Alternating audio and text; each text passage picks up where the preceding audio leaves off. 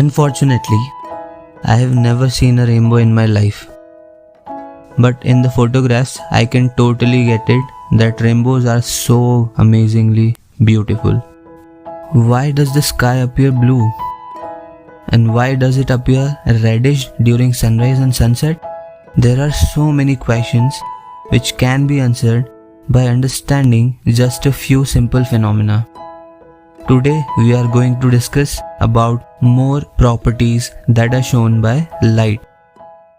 Earlier we studied about reflection and refraction. Let's continue the discussion with some more phenomena.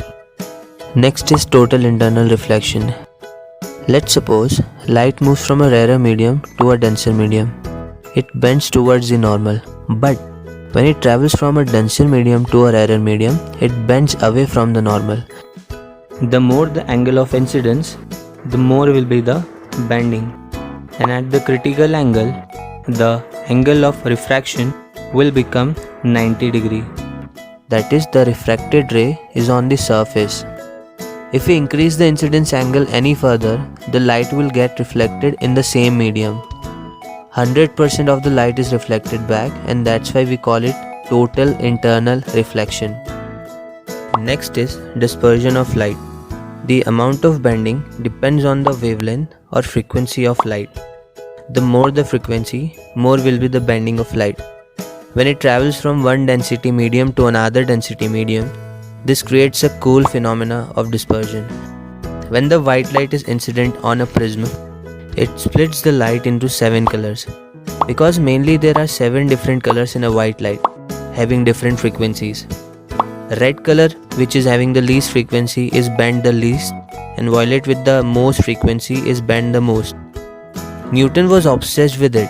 He studied this phenomena. He proposed that white light consisted of 7 colors. His contemporaries thought that prism created those colors. He performed a simple experiment to prove them wrong. He simply passed the red light from the prism. Only the red light came out of it. That means that prism did not create all the 7 colors. The band of 7 colors is called the spectrum of light. The next phenomena that we are going to discuss is scattering of light. Interestingly, all the phenomena like reflection, refraction, total internal reflection, dispersion can be understood with this. Reflection is simply scattering backwards. Refraction is scattering forward. Diffraction is sometimes scattering forward and sometimes backward. Scattering is the single most important phenomena of light. We have studied that light can make electrons jump from one orbit to another orbit. So when the light is absorbed by the electron moves into a higher energy state. But only for a fraction of a second. 10 to the power minus 8 seconds to be precise. It comes back to its original orbit. In the process, electrons emits the light in any random direction.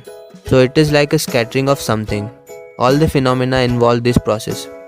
We can understand various phenomena by the following examples. Why are some things transparent and some things opaque? Light is an energy carried in the form of electromagnetic waves that is produced by vibrating electrons in an atom. When light is incident upon matter, some electrons are forced into vibration. If the vibrations are strong, that electron can jump into higher orbits. There must be a particular vibration so that electron can jump into that orbit. And if the light does not have that particular frequency, that particular energy, then it will pass through. The light will not affect the electron. When the light passes through in a straight line, we say that the material is transparent, like glass or water, etc. In opaque materials, the light is absorbed without re-emission. Vibrations given by light to these atoms and molecules are turned into random kinetic energy, that is the internal energy, and it becomes warmer. For example, metals are opaque. Interestingly, outer electrons of atoms in metals are not bound to any particular atom. They are free to wander with very little restraint through the material. They are known as free electrons. The outer electrons have no connecting springs, so when light shines on the metal, it sets those free electrons into vibrations. Their energy does not move from one atom to another. Re-radiated energy is instead reflected, and that's why metals are shiny. By this process, we can also understand the colors of various objects. The red bag reflects red color, blue bottle reflects blue color, green leaves reflect green color. Refraction can be understood by the electrons' absorption and emission. Usually, a material will absorb some and reflect some. If red is re-emitted, then the object will appear red, and the rest of the colors are absorbed. And now is the time for exciting bit. We are in a position to understand many different phenomena that occur around us. We will go through series of questions and you will now understand why they happen. The first question is, why some materials are transparent? As discussed, if light has a frequency that is not a resonant frequency for electron, light will pass through, electrons will not absorb that light, and the material will look to be transparent. The second question, why some things are opaque? When light has a resonant frequency, in accordance with the electron of that material, light is absorbed and it looks opaque. Next question is, why objects have different colors? Generally, light has various frequencies. The frequencies which are resonant are absorbed and rest may be reflected back. This gives the color of the object. Next question is, why does the sky show different colors during the day? When light from the sun enters into Earth's atmosphere, the atmospheric particles having electrons absorb the light and emit it in a random direction. This phenomena is called scattering.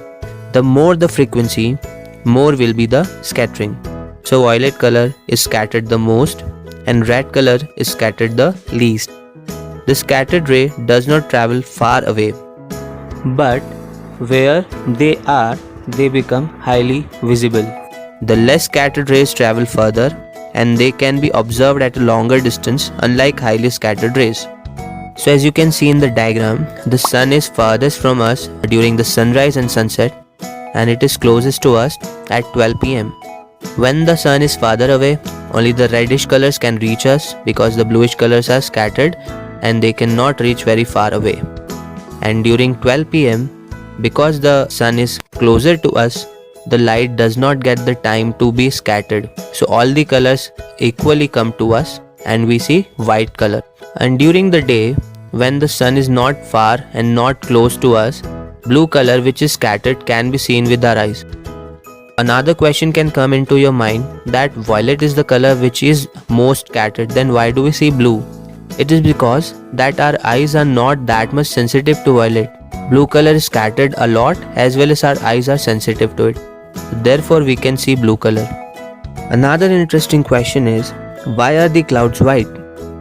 It is because the clusters of H2O molecule in a variety of size make up the cloud. The different size clusters result in the variety of scattered frequencies. The tiniest molecules scattered blue, larger molecules scatter green, and the largest molecules scatter red color. The overall result is the white color. But then why are the rain clouds dark? It is because rain clouds contain larger droplets of water. Those droplets absorb the light and the scattering is less, so they appear to be darker. Another interesting question is, why is the water greenish blue in the depth of the sea? Although water is visible to nearly all visible frequencies, that is, water does not absorb much of the visible light, it strongly absorbs IR rays, and red is very close to that IR frequency. So red is also weakly absorbed, and the complementary color of red is bluish green. So we see greenish or bluish sea instead of white. The next question is, how is the rainbow formed? This is a very interesting topic and it can take an hour to explain it thoroughly. But for the sake of simplicity, let's just go through it in a moment's time. The principle is of dispersion. Like that in prism experiment, source of light here is the sun and prism is the water droplet suspended in the atmosphere after rain. When the sunlight enters the water droplet, it first gets refracted, Then after entering, it gets totally internally reflected once. Then afterwards, again it gets refracted out of the water droplet. These rays coming out of the water droplets can be seen by us at ground. Another thing can happen that instead of one total internal reflection, there might be two total internal reflections. In that case, the sequence of light colors reverse. So this is how a rainbow is formed. A rainbow is a complete bow. Next question is, why the diamond shines? It is because of total internal reflection. The critical angle for diamond is only about 24.5 degree. So the colors can internally reflect and then exit via refraction at top surface, and that gives the varying shine of the diamond. Then how does the binoculars work? It's simply because of the reflection of light. Binocular consists of interesting setup of mirrors which can be used to show the different objects which are far away. Then what is mirage? Again, the principle here is total internal reflection. In the summer, the surface of the mortar or the surface of the desert is very hot during the day, because of which the air near the surface becomes very hot and above it resides the cold gas. The density of hot air is less than the cold air. So when we see some object like a tree from a distance, the light of the object has to travel from a rarer medium to a denser medium, and then the total internal reflection can happen. Because we know that whenever light travels from a denser medium to a rarer medium and the angle of incidence is more than the critical angle, the phenomena of total internal reflection will take place.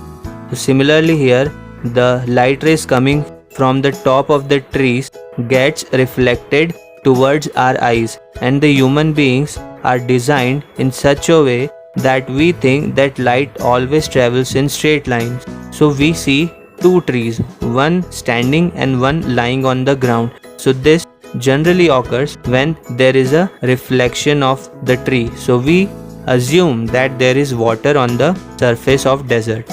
Also, as the density of the air gets changed every second, we see the reflection of the tree to be moving slightly, just like when we see our reflection in the water waves, and that also intensifies our assumption that we are seeing a water surface.